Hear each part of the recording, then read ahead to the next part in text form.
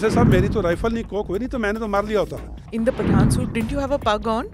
No, at the night I didn't have a pug on. I had a Afghani cap on. The cook was saying, "Nahi sahab, terrorist has entered the post." He said, "I have seen ये 6.25 foot का पठान, ये दाढ़ी, ये Pathani suit."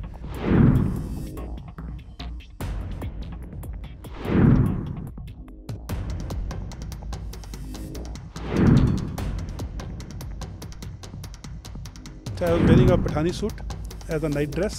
I hope that person is not trying to fire at me because I was still in a Pathani dress. He says, "साहब मेरी तो rifle नहीं Coke हुई नहीं तो मैंने तो मार लिया होता."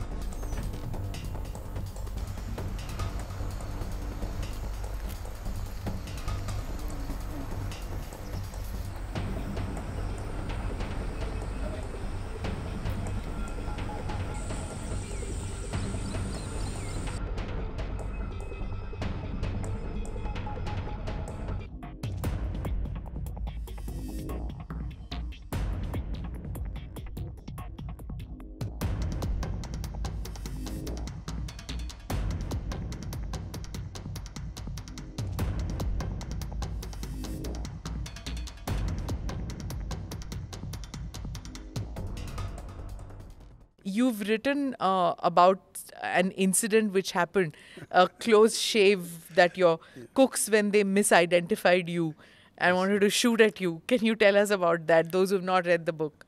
Well, there are a lot of anecdotes in the book, real life anecdotes, which tell you a lot of stories, a lot of lessons.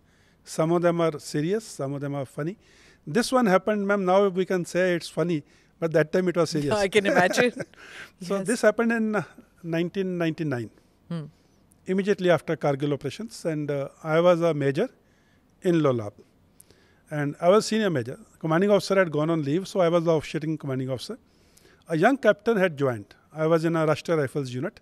A young captain had joined, and he was posted in a company in South Lolab. Devar is the name of that village. So I thought I must go to that post, speak to this young boy, tell him the do's and don'ts and the situation myself, because I was a senior major. So this would put him at ease.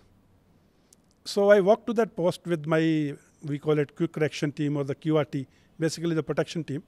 So when we reached there, and their normal, sir chai pio, sir biscuit, I said, no, first to tell us what is our location. What is our location in case something happens in the night. Those were the days of Fidain.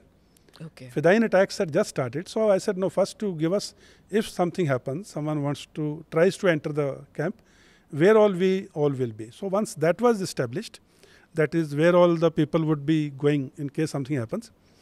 I came back to my room, I changed, I was wearing a Pathani suit as a night dress. And suddenly at about 11 in the night, the fire started.